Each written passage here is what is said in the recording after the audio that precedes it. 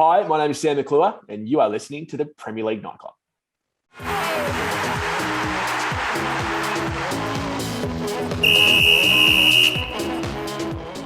Hello, everybody, and welcome to the Premier League Nightclub podcast. My name is Damon, and with me I have Woody. And of course, this podcast in season 3 is still brought to you by Arrow Sport, the number one kit maker in the business. And Woody, I know it's the first episode of season 3, and we're super excited. But during the off season, when a person in the AFL industry tweets about the Premier League or anything remotely close to the round ball game, they instantly get headhunted from the Premier League Nightclub, and we've done it again today. So firstly, just wanted to introduce Sam McClure. Thank you so much for joining us. Hey, Damon. Hey, Woody. Yeah, well, usually what happens is I tweet about something to do with football, the real football, and then, everyone comes at me being like, maybe stick to AFL, mate. But I actually followed soccer much more closely than I did footy for a while. I was probably on par, but I was obsessed for a long time. Anyway, I'm sure we'll get to that. It's actually quite interesting, just to touch on what Damon said. Do you find that it's almost like following the round ball game in such a, football-dominated industry? It's almost like escapism in a way to almost escape your job, that you can follow a sport that isn't highly regulated in Australia? 100%. Yeah, definitely. And it was even an escape for me before I started working, to be honest. Like when I was studying journalism, and, I'm sure you guys know what uni life is like, and, getting home from a night out or whatever, and there'd just be a game on. And it was just nice. You could sit back, half concentrate on it, half not. And it was that word. It was an escape. And then the last year of like really committing back to this sort of like two-year hiatus when Optus originally took over. And I didn't follow it as closely because it was too hard to get Optus. This is before like smart TVs had apps. It's been great. It's been great getting back into it, and like if Carlton are getting smashed halfway through the third quarter of a Saturday night game, which is fairly usual, I can turn over and watch something else. And it's such a passionate sport, right? And I think the coverage of it in Britain is really interesting as well, from my point journalistically. So yeah, I love it. I've never been an American sports guy. It's not that I don't like them. I never bought into it from a young age. A lot of my close friends are NBA, and I've got a couple who are NFL. And I really enjoy watching the NBA. I watch the playoffs. I've, gone to see Simmons play for the 76ers in Philly, which is great. But yeah, the Premier League for me is number one. I think it's quite funny because you hear on like AFL broadcasts all the time, like, Scott Brennery, basketball background, Sam Draper, soccer background. And like, I think the Sam Draper one's almost unique. Like you hear so many people that are referred to as a basketball background. And It's not very often that you hear like a round ball game inclusion. And it's something that we vie for as well, is AFL players publicly not being afraid to include a bit more round ball reference into the game to bring a bit more diversity, especially the broadcasting as well, because it can get a bit stale just hearing the same thing about basketball and American sports, just like 24/7 filtered into the broadcast. So I don't know, like I think from that perspective, we're definitely on the same track. We want more people following soccer than we do American sports, because we see so much of it broadcasted anyway. Yeah, and I guess, to some degree, it's a little sad what's happened to the A-League, right? Like I jumped on the Victory from their first season, and I remember going to that Adelaide United grand final at, what was then Etihad, and it was like 50,000, absolutely packed. What did we win that game? Like 5 or 6-0. Anyway, like it was awesome. And I just thought if the A-League's starting like this, in 10 years, it's going to be 3 times bigger. And it's unfortunate it's gone the other way. But that's probably only, increased my love of the Premier League, because we just haven't quite got the marketplace right here in Australia. So yeah, whenever it is I do watch football, I watch the Premier League, or it's the Euros. If there's good internationals on, I'll watch as well. Although international football's played a fair bit differently. But yeah, I can't wait. I can't wait for the Premier League to start. Crystal Palace on Sunday. Lukaku about to sign. Finally, we have a striker. I'm pumped. I was just about to say, we might take a step back from like delving into this Premier League stuff, because we will go on about it for a while, I'm sure. But I just wanted to firstly touch on, say, what have you been doing in recent times? Only because the last we heard from you outside of, like tweeting about footy and stuff was probably, you obviously went on to the Dylan Friends podcast, which I know Woody and I listened to, which was awesome. And that was probably bit more peak COVID, although we're sort of back in it again. But yeah, just generally, what have you been up to recently? Yeah, well, sort of after Dill asked me to come on, and I've known him a fair bit, and he's known my older sister for a while because they worked together for a bit. So I just decided to do it, and it's a podcast that's obviously gathered such a big following. So I was sort of felt really privileged to go on it, and I was also at a point in my life where I think I really wanted to explain my perspective of journalism, particularly in sport, because I think it's really misunderstood. And then after that, there was quite a substantial reaction. So I just decided to take a break from podcasts. I'm a massive believer, like what you guys have done, if you're brave enough and courageous enough to start your own podcast in a niche, in a niche area like you guys have with, Premier League in Australia, I think it's incumbent on us in the media to support that when we can. Having said that, I just went through a 6-month period where I just needed to take a break, and I didn't want to be the guy on every podcast preaching about media, So when this opportunity came up and we could talk about something other than that for the large portion of it, I thought, why not? And I'm a massive Premier League lover, but yeah, it's been an interesting few months. Obviously with COVID, I'm lucky because I haven't been affected that much. I still get to go into the studio and do my radio show and TV when I'm required. But, I can work from right here on the table writing. And there's obviously been a few big stories in footy in the last month or so. So I've just kind of been keeping my head down and trying not to have it blown off. Well, I think I guess you probably face the scrutiny so much, and going on a forum like Dylan Friends, you sort of get your message out to such a broad scale of people, but then you also almost invite feedback, whether that be positive or negative, by definitely going to that step. So what do you do aside from, I don't know, watching Premier League, but what do you do aside from escape from, I guess, the criticisms and the football forum? Yeah, well, I mean, it was exercise for a long time. It's sort of been halted a little bit with COVID. I have a gym down the road from my place in Richmond that I've been going to for the last 5 or 6 years. That is a really good escape for me. First thing in the morning, because I usually work nights.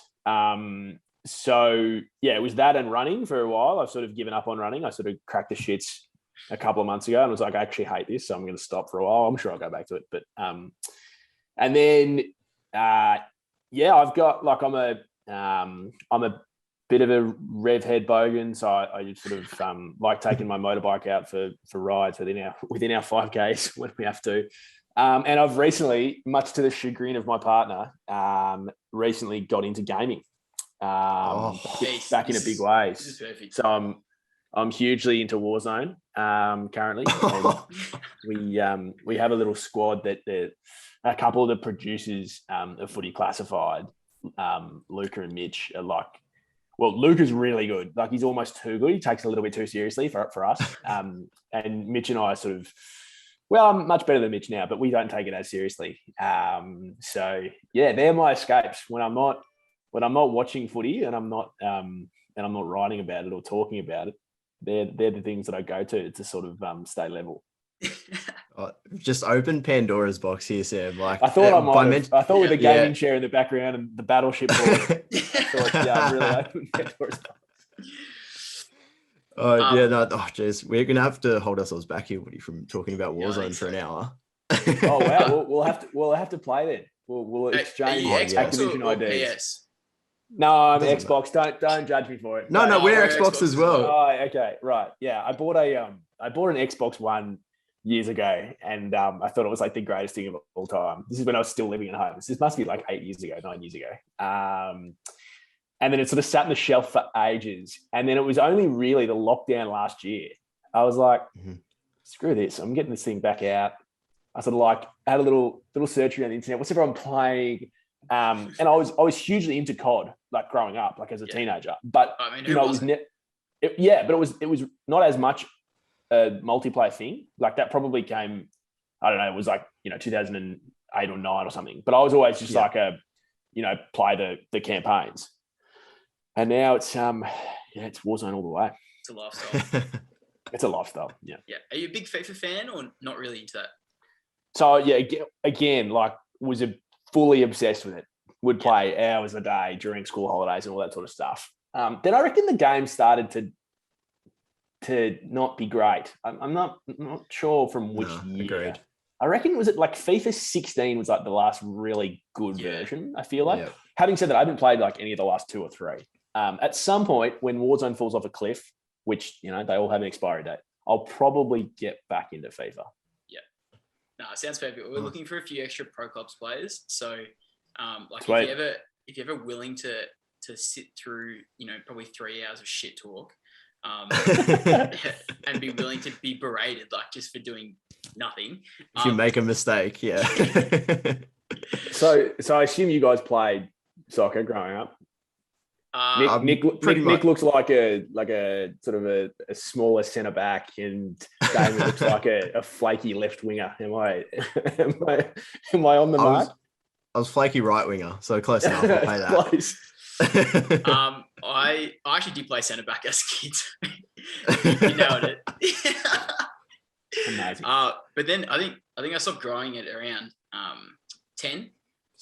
And then everyone else progressed pretty quickly, and so I sort of had to give it up, and I took up futsal. So futsal was my calling, because everyone in futsal is like a little nugget, and I'm a meatball, so that's pretty much my game. Don't have to jump, don't have to use my head. Yeah. But do you play sport growing up? Surely. Yeah, I did. Yeah, sport and me was just the only thing I did. It drove my parents absolutely mad. So it was cricket in the summer, and then it was you couldn't play. Got to a point at school where you couldn't play soccer and footy. You can only play one. So I sort of had to pick footy because I was half decent at footy, but I loved soccer, and I was a goalkeeper. Same in water polo. Was always a goalkeeper. And yeah, probably similar to you, Woody. But maybe I'm a little bit taller. I was probably 6'2" when I was 12. Yeah, okay. And stopped growing at like 13.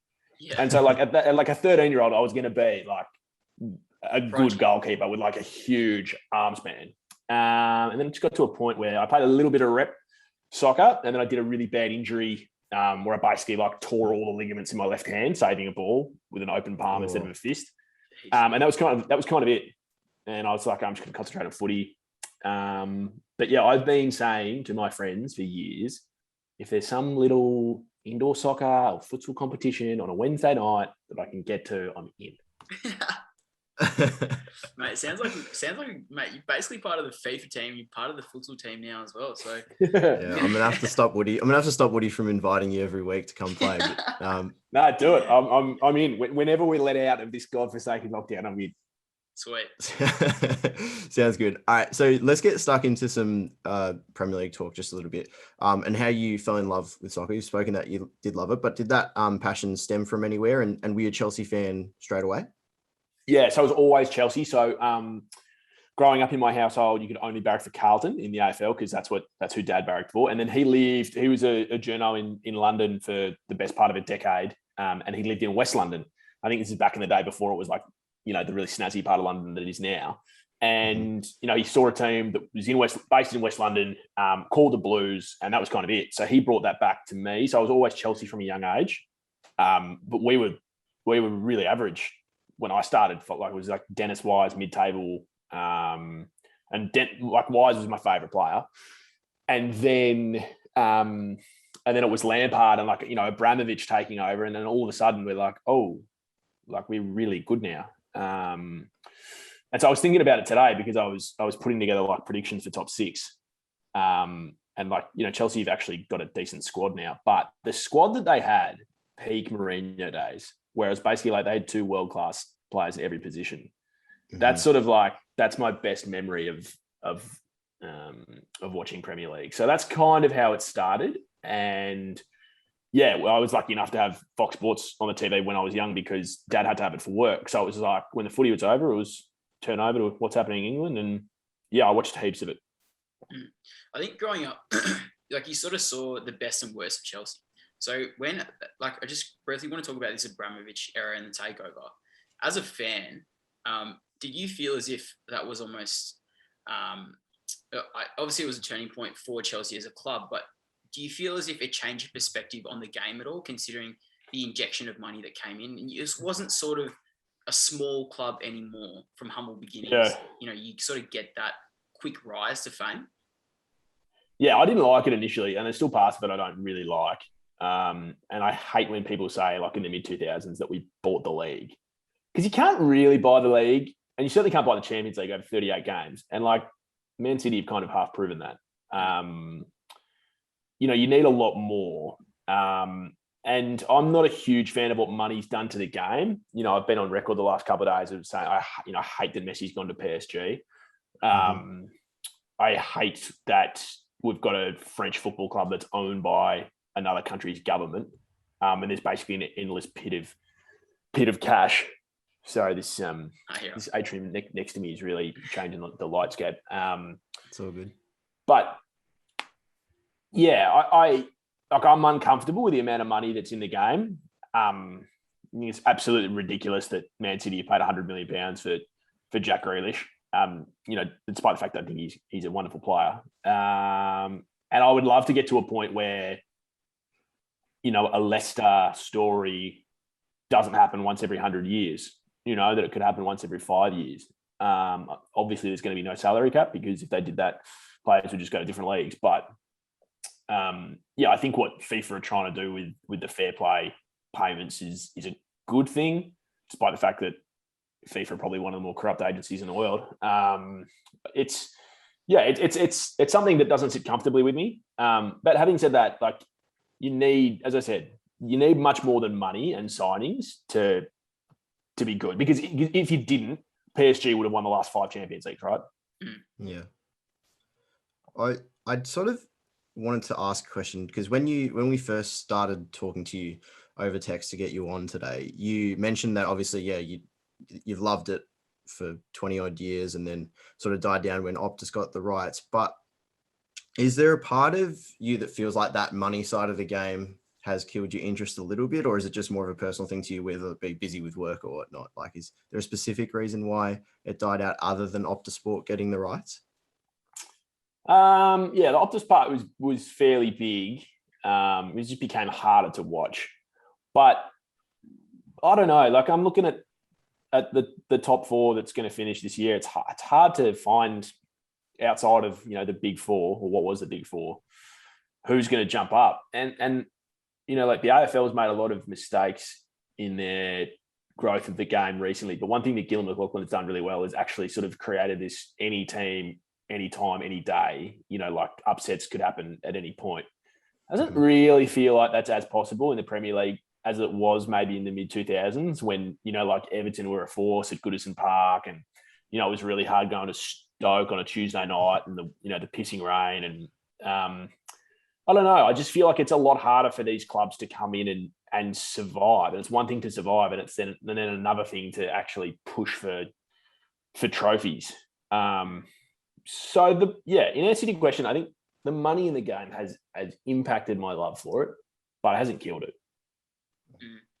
I don't know. It feels like it's a good point. I feel like there's almost a perpetual cycle that, as soon as a team gets good, they get the players get robbed from them and pilfered because, they're obviously, they're in form and they want to go to the best clubs in the world. Like I look at, for example, Aston Villa when they had their massive run in the early 2010s or late noughties. And then as soon as they, finished... So Ashley Young and Agbon Lahore days? Yeah, exactly. And all those players. And, as soon as they reach the peak, then they get pilfered off to other teams because, of course, and that's... I think it's another sign of money dominating the game. But there's only so much you can control. And I think the UEFA beast is so big now that it's too hard to pull back and enforce restrictions because it just changes the landscape of the game. And if they can't, maintain what they have now, then they're going to look at other avenues. And obviously we saw the formation or the attempted formation of the Super League and stuff as well.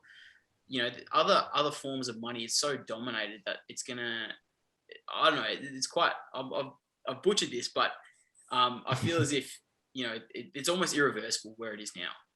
No, I know what you're saying. And it's like a lot of the same stuff's happening in media, right? Is that like quality of content has taken a huge backseat to just clicks. right? So it's just like, we'll just go where the money is. Go where the sponsors are paying the most money. Don't worry about if people are liking the content, because they're going to click on the podcast section anyway, right? So it's going to get our clicks up, which means we can sell it to the advertisers. So it's this circle of doom, and it's the same. Like, I don't know how to fix it with world football, because like, why would Messi come and test himself at another league like the EPL, or like what Ronaldo has done in Italy, when he can just go to a bush league like France, play alongside Neymar and Mbappe, and earn his 50 million a year that he's owed to by Barcelona? Like, what's the way of fixing that? I don't know. I honestly don't think we can. Not in the near future, anyway. But yeah, upcoming season. I know Woody and I have had to think about our top 6 predictions. Do you want to hit us with yours, Sam? First up. Oh, okay. So I'll write them down in my notes. So I've got Tottenham finishing 6th. I know they haven't made a lot of changes to this squad, but if they're keeping hold of Kane, I think that's a massive win. And I still think they're going to be fairly hard to beat on a regular basis. So I've got them 6th. I've got Leicester in 5th, because they always seem to finish 5th. No, but I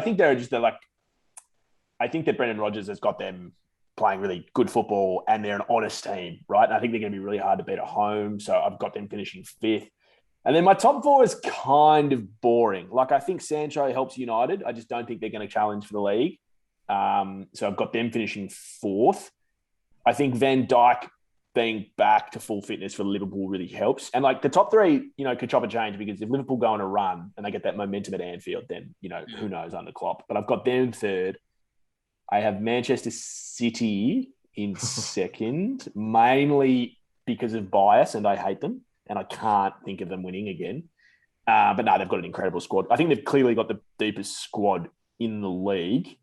But I think Chelsea under Tuchel found something really special last year, and I just find it unfathomable, and it just doesn't get talked about for me, that that club has been playing without a striker since Drogba left, and they keep being half decent. I have no idea how they won the Champions League last year, and like, Kai Havertz was really ordinary for the first 3 quarters of the season.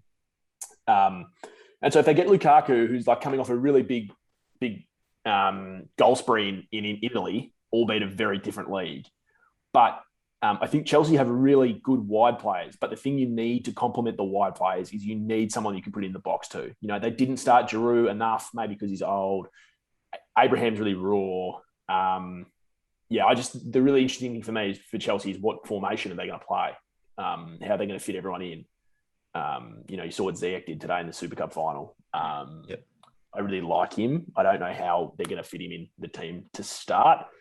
Although, back to what I said about, Mourinho's days in the mid-2000s, they rotated the squad amazingly. If it wasn't Drogba up front, it was Kalou and Shevchenko. And if it wasn't, Lampard in central midfield, it was Ballack. And you've got to have a really deep squad to challenge, like City have. I think it's going to be really close between City and Chelsea. But if Lukaku has the same year in the Premier League that he does last year, I think they'll be hard to stop. Yeah, no, I think... And I've omitted Arsenal because that club confuses me so much. They're just a perpetual underperformer. I think it's almost changing the guard, though. Like, Leicester are almost taking Arsenal's spot in the top 6.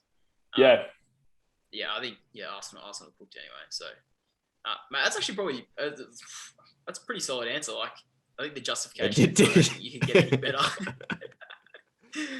We'll see, huh? We'll see. Yeah. What did you want to hit us with yours? Yeah, I'll actually go from the top down. So I have City win the league only because I think that I feel as if every time a new system comes in, it shocks the Premier League. And I look at Conte playing like a 3 at the back, definitely revolutionised the way a few teams play. And I think the way that City is starting to play now, we saw at the back end of last season, is almost like a strikerless formation. And whereas they have, for example, maybe 5 number 10s or 5 attacking midfielders, and they can all sort of rotate through that system. Yeah. And I think now City are probably gearing themselves with the pickup of Grealish to to play that way a lot more and change the way potentially the movement is structured on the pitch. So for me, I have City winning the league only because from what I saw back in the last season, they were dominating with this new style of play, and I think it's going to take the league by storm. And then I've got United finishing second only because I think the natural progression within the squad is quite it's geared for that next step up. I think if you see a fully fit Sancho, Grealish, Greenwood, Cavani, Pogba, and Bruno, not Grealish, mate. Not Grealish, mate. You didn't get. I meant to say Greenwood. That's gonna essentially. I think it's gonna propel them up the ladder. They finished second now. Obviously, there's daylight between first. But I think for them, the second, if they don't finish second, it's not a successful season. I've got Chelsea next. Then I have Leicester finishing fourth, and I don't want to. I'm going to disagree with you there, Sammy. I think Leicester are definitely in the position where they can push up the table a little bit more and make more of a challenge. And their first half of last season, if they could have maintained that, they were poised for a second place finish. Fifth, I have Tottenham. And then sixth, I haven't really decided. I was going to go for a smoky, but I'm not too sure. So I'll leave sixth at the moment. But Dan, Liverpool outside the top five. Wow. Yeah. I like it. It's bold, and I hate Liverpool, so it's great. We hate Liverpool, mate. Well, I think we had Daniel Garb for the Liverpool celebration party. And that was one of the most painful podcast episodes I reckon. Why would you do that? Why? It's that. No, I wouldn't have done that. We needed some good perspective, and it was the best perspective we could get a hold of. Yeah. Dan, have you got a top six? Yeah, my top six. I have Man City winning the league as well. I think it's just too hard to not pick them. Similar reasons for you, Woody. I think they look real good, and Grealish only makes them better. I have Chelsea second, but I honestly think that Chelsea will be the best team in the second half of the year again. But I think from what I've seen, what I saw this morning in the Super Cup didn't look that good.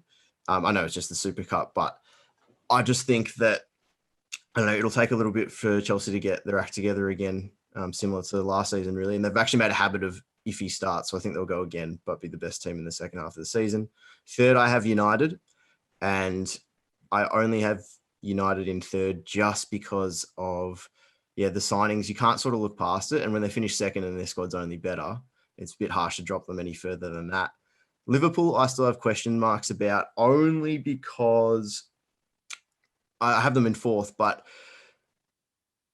Van Dijk coming back straight away. Look, I fully expect him to be one of the top centre-backs in the world again pretty soon. But it's just hard to lock in Liverpool any higher than fourth at this stage, although I feel like that'll probably come back to bite me.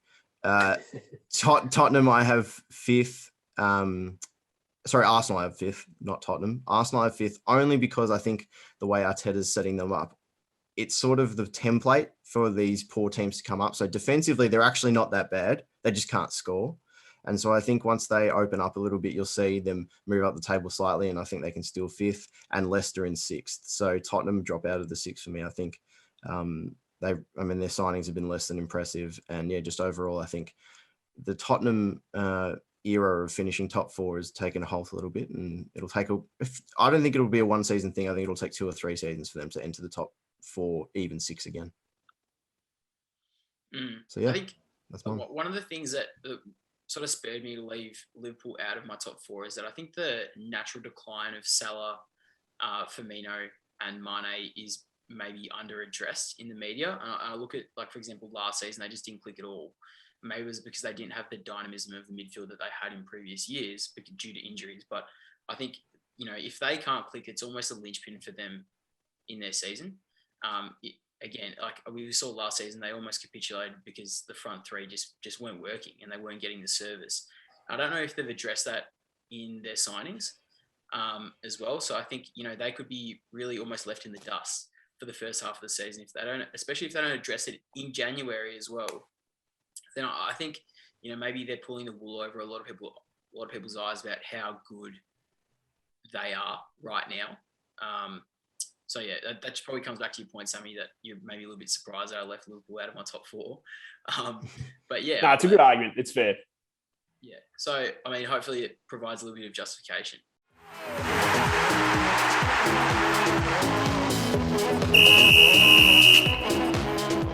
All right, so we've touched on it quite a bit earlier on in the podcast and even throughout, but sort of just wanted to really dissect your views, firstly on, say, what it is to be a journalist in 2021, and then sort of compare that to the scene over in Europe, because I'll just sort of give you an example here. Obviously, there's been a lot of talk in the AFL recently about, say, Alistair Clarkson and that sort of thing. I know you had a big role to play in that. And then there's obviously player movements that are going to happen in the coming months once the season ends. But I feel like the AFL, from my perspective at least, even though the journos such as yourself can be criticised at times, the standard is still reasonably high when you compare it to other places in the world. Because I bet if you look up Messi leaving Barcelona, there's probably an article on it every single transfer window for the last decade. And like, how many times do you want to get it wrong? Does that sort of make sense? I feel like there's not as much of that in the AFL. Just wondering your thoughts. Yeah, 100%. I mean, the British tabloids I can widen that. Like the European tabloids, they just print anything. Yeah. And they do it so unashamedly, right? It's just like, well, if there's an element of maybe truth to it, just do it, man. Right, like if it doesn't happen, there's no responsibility. But like, also I feel like, and we may be heading this way with the AFL, but I also feel like there's just much more transfer innuendo in European football, and like ease of movement, is so much more prevalent. So yeah, I don't know. I think there's more talk of like club loyalty here, and contracts mean more in AFL than they do. I mean, like, what's a contract worth in European football? Absolutely nothing. Tear it up and start again. It's more about the amount that you pay. So yeah, I agree. Like, and I know that people are critical of some of the mistruths that come out in our media, and I think that we're all as an industry working on being better in that space. But I think we hold ourselves to a fairly high account. I think one of the interesting things, and you sort of mentioned it a little bit on Dylan Friends, I was doing a bit of research a couple of nights ago, the introduction of, I guess, sort of clickbait media, and how that sort of creeped into the game. Because like, just expanding what you just said, in the European side of it, it's purely clickbait, and like some of the stuff they report is just absolutely trash. It almost feels like here in Australia, it's more of a bubble because it's so enclosed within the country in the AFL sport that maybe you don't get that as much. But there's definitely a lot of it creeping into, I guess, the Australian media landscape right now. Yeah, and I think, and this is a conversation I have with my friends, I think you've just got to be more selective with who and what you read and listen to. I think it's incumbent. I'm not saying it's the listener's responsibility. I think ultimately the media hold the cards with that. But I think you've got to be much more selective with who you want to listen to. Like I only read the Telegraph in London, really. I've got a subscription online. I read it every day. If something decent is happening, they will tell me. I'm not going to read The Sun. I'm not going to read Goal.com. I'm not going to read The Guardian like I used to do when I was a teenager. I used to believe everything that I read. Because, yeah, it's getting worse. And so I think that, and maybe I mentioned this, on previous podcasts, but I think that we're going to get to a point where the people power just goes, well, no, I don't want this. I don't want this rubbish. I'm going to go listen to this, where they give me facts and they give me insight and they give me analysis. And yeah, so I've been, for the last 3 years, I've been culling what I read, what I listen to, what I digest via podcasts, who I follow on Twitter. I think that we can take back a little bit of power, and, maybe that'll happen in European football as well. It's just a little bit harder because we're dealing with so many more people, and we're dealing with tens of countries, not one.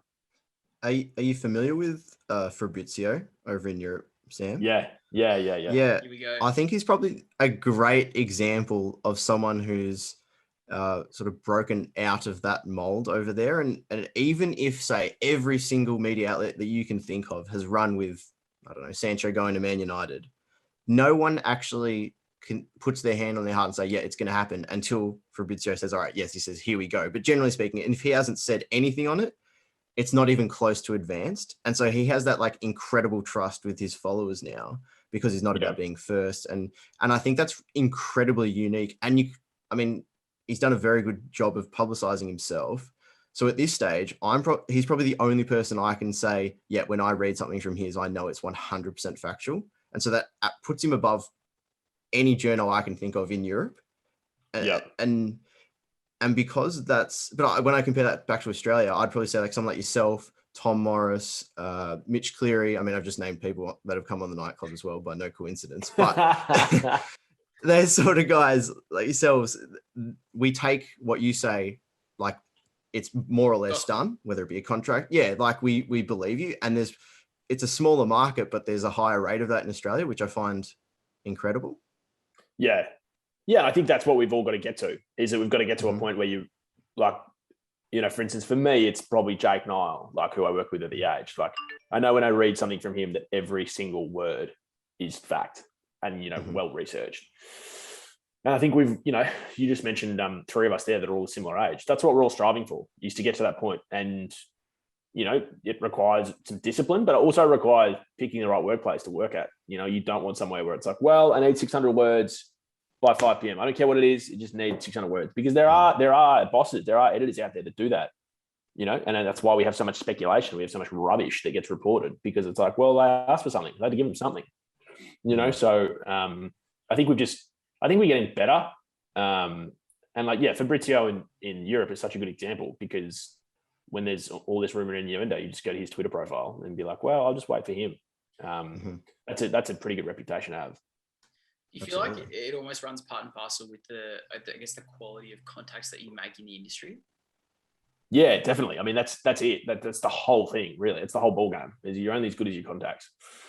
And, some over the course will lie to you and it changes your perspective on them. And then other ones, are rock solid. And then, every journo has one or two sources that are not at a club, or they're not at the AFL, or they're not a player, that just know stuff, right? And they're rock solid and they bat at an average of 100. So it's like, everyone has a couple of those. But even then, like you got to check, because I feel like you could get 100 stories right, and the second you get one wrong, it's like, well, hang on.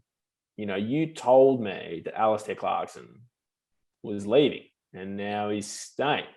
So the next time you say something, I'm not going to believe you. And that's fair enough, and that's why we all have to work as hard as we can to be as right as we can, as often as we can.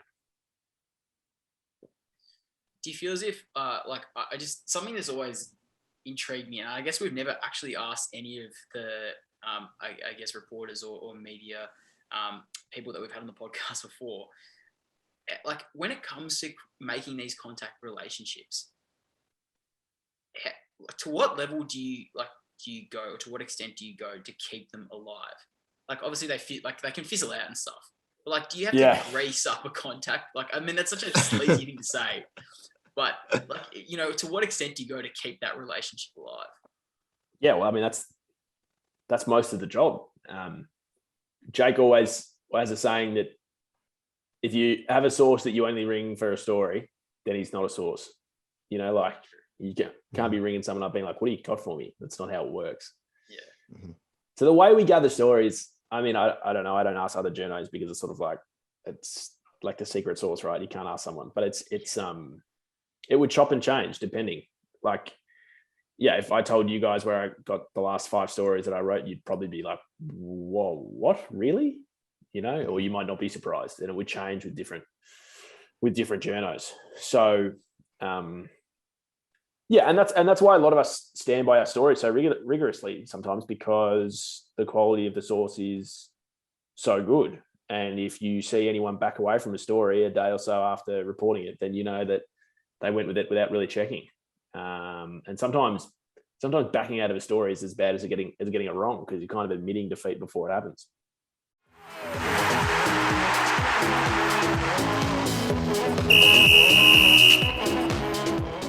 A final one on the media, and this is a pretty easy one to answer. We spoke about it early on about the AFL industry being oversaturated with NBA fans and whatnot. And we talk about this pretty much every time we have an AFL person on, but I think we've already asked like Errol Goulden, who we've had on from the Swans, to in his post-match interviews just like mention the Premier League or something. He's a massive Liverpool fan, if you didn't know. So I just sort of get the exposure out there. But in your workplaces, have you had that opportunity to talk a lot about soccer? And you even said on the Dylan Friends podcast that when you were younger, you used to like get the newspapers out and read them back to front and read the back of the sports section and stuff. Do people do that inside your workplace and talk about soccer at all? No, I think it's a little bit more of a niche following for whatever reason. Mm-hmm. And also, like, I can't remember the last time I was actually in an office with a full amount of people. But yeah, I try to bring it up on air as much as I can.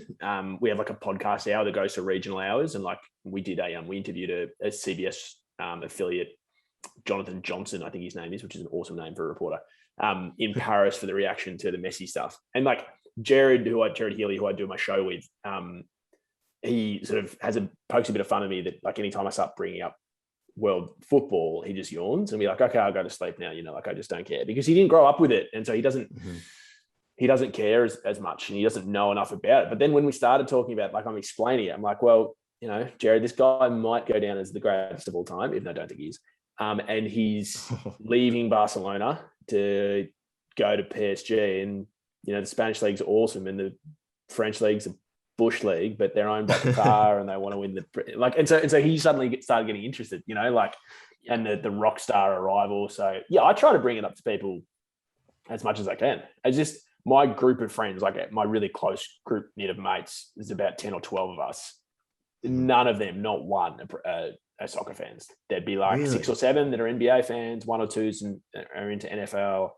And then like this ongoing joke in my group that like I get really bored talking about footy with them, because it's sort of like that escapism thing. It's like I'll come home and then the WhatsApp's lighting up and it's like, what about what Jake Stringer did in the Senate Square in the third quarter? It's like, yeah, no. But like I've spent the last 2 hours talking about it, so like I've just like emptied the tank. And so I just have no more fuel left. So I used to listen to, it's funny about talking about podcasts. When I was 14, so what's that, 2005, this is like before, or it's like early days of the iPhone. Like not many people had it. And I had an iPad mini, or no, a Nano, which was pretty cool back in the day. That was sick. And but podcasts weren't really a thing. But my friend Ben at Xavier, at the school I went to, who I haven't seen in ages, he's a massive Arsenal fan, God bless him. He put me onto this podcast called World Soccer Daily with these 2 guys. One was a Chelsea fan, one was a Liverpool fan, 2 English guys living in California. And it was like when the MLS was just starting to take off. And I think Beckham was playing for the Galaxy, or it was around that time. And they did this weekly podcast called World Soccer Daily. It went for like 2 hours. And they'd read out emails and questions. They'd talk about and analyze games. And like my first job was washing cars. And so I used to just go to this guy's place and wash cars, and I'd listen to the podcast. And I remember thinking to myself, like, this podcast thing, it's never going to take off. Like it just doesn't. And now it's like literally everything. So yeah, I'm not sure how we got onto that, but that's, I just remember like talking about world football with people at school, when it was kind of a privilege to be able to go home and watch something around the world on your screen. Now you can get anything you want at any time. So it's just, it's lost a bit of its gravitas with the younger generation, like you guys. Mate, we're not that young. Like, you'd be surprised. How old are you, and who do you both barrack for? We need to say this before the end. Yeah. We're both 24. No, I'm 24. You're 23. I'm 23. Yeah. So 24 in about 3 weeks. And we're both Man United fans. If you didn't pick that up. Hence why that was second, mate. I didn't want to say it, but unbelievable. Now I know. And we're actually both Trinity boys, so we're literally like around the corner from you. So there you go. Yeah. So what you guys both started barracking for United? What, like November '99 or somewhere around there? I'm kidding. But I reckon you tell me, you probably would have been a Chelsea supporter straight after Abramovich bought the club. No, I just told you about Dennis Wise was my favourite player. What other proof do I need? I will tell you a story before I go. Is that Yeah. I think if you scroll all the way down my Instagram, it's one of the first posts. I think when I was traveling around the world in Europe, unbelievable that seems so far away to do again. With my 3 or 4 best mates, and we were doing Sail Croatia. We were sailing past this yacht, and everyone's like, "Whoa, look at that thing!" And I was like, I turned around and like I couldn't speak. I was like, "That's Roman Abramovich's yacht." I'm like, "What are you talking about?" And don't ask me how I know this. That's his yacht. I'm like, "That's not a yacht; it's a ship." Like, and it was like 5 times bigger than the thing that was carrying like 30 of us on this Sail Croatia boat. And anyway, they stopped at this little tiny island near Var. I forget what the name of the island is. Literally, you can only like cycle around it. There's like one cafe, and he was there with his bodyguards. And I got on a bike, and I was like, I've got to meet him. Like, I just have to meet him. You know, like you don't understand. Like this guy owns like 70% of Russia's oil, and he owns the football club that I love. Like, I have to meet him. Anyway, I didn't get close to him. Like, I think if we'd got within like 300 meters, would have been shot. But yeah, that was pretty cool, and I always think about that. Being on the same island as Roman Abramovich with about 5 other people. That's elite. That's awesome. Elite. That's so good. Damo, I reckon we'll skip the social media questions. Or you pretty much answered them all anyway. Yeah. Right. And we'll get into some quickie questions because I know, Sam, you're a busy man, so we don't want to keep you for too long. No, that's fine.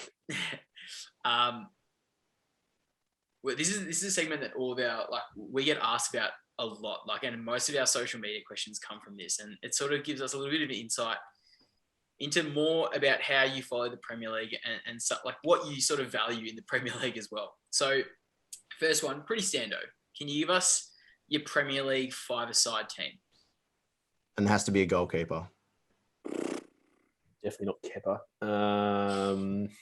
No, that's me. Probably Mendy in goal, given his year last year. Is this Premier League? Yep. Otherwise, it'd just be the PSG team. That's pretty much true. I think I'd have a fully fit Van Dijk. I'd have Salah, even though I know he's been off, but he's still such a jet. Oh, I wish I could have Hazard, but he's just gone and he's no good anymore. I don't know if I'd have anyone from Chelsea, to be honest. Actually, Werner would be good because he's quick. So I'll throw him in there.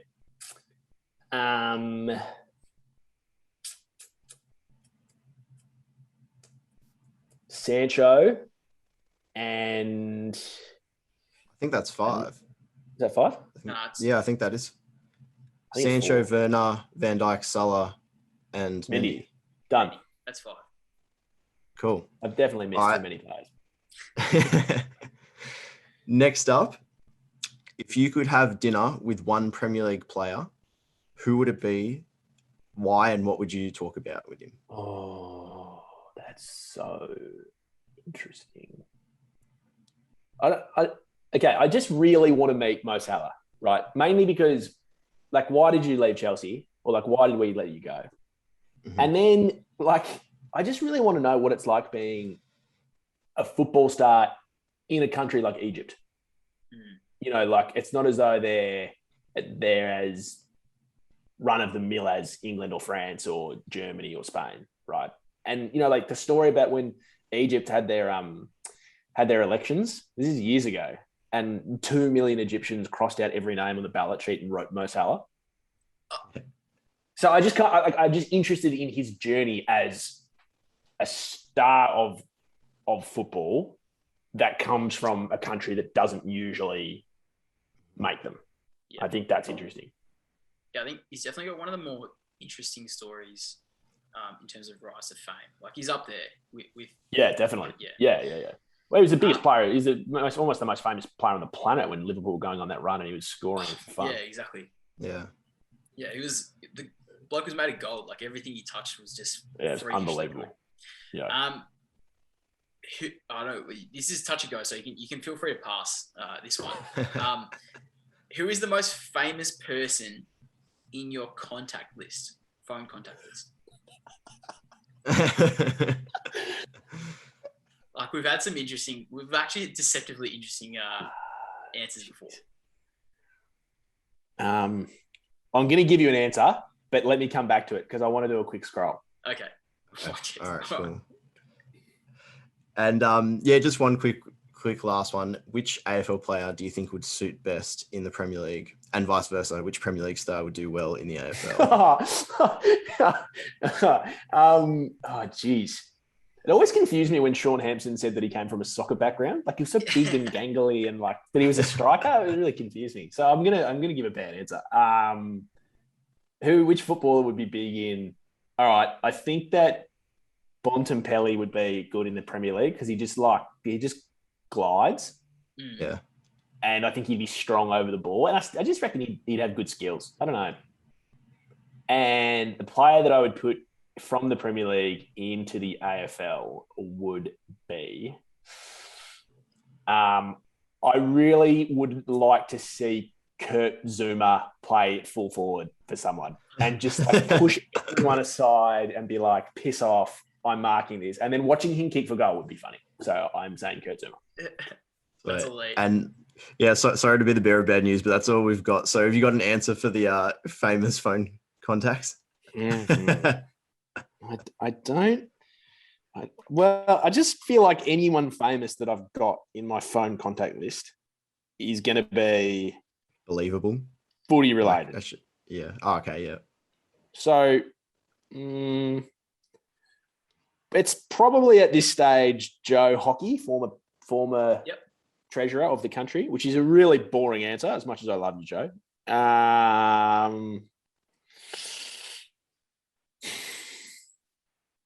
It's a tough one because there's no scale for how famous someone is. Yeah. It's sort of perspective. Yeah. I'm just trying to think of people that I met overseas that would be interestingly famous. But Abramovich. Yeah, could have been. Yeah, me and Roman WhatsApp all the time. And I just I tell him what the starting lineup should be. You know what's going to happen is I'm going to get off this call and I'm going to find an amazing number, and I'm not going to be able to. And then I'm going to text you and be like, "This is the person." It's probably Joe Hockey. That's just such an awful answer. There's got to be someone better than that. No, well, I think we're happy to take it. Yeah, Damo, what's the most interesting one we've had? It was probably James Dodd.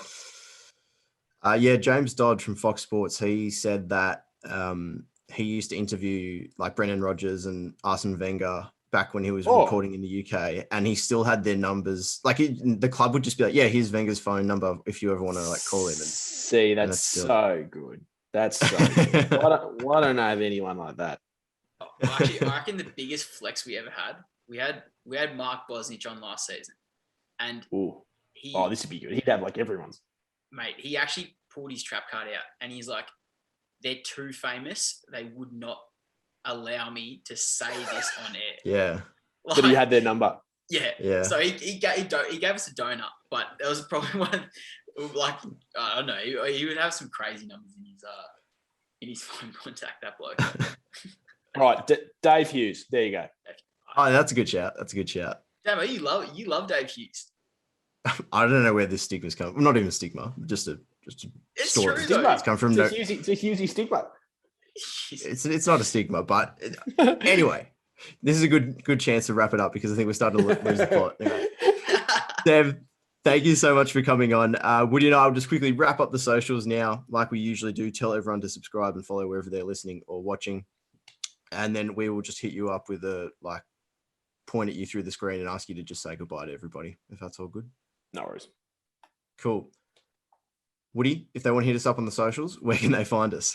Guys, you can find us on Insta at Premier League Nightclub. If you search us up on TikTok as well, we're there at Premier League Nightclub. And Damon, where can you find us everywhere else?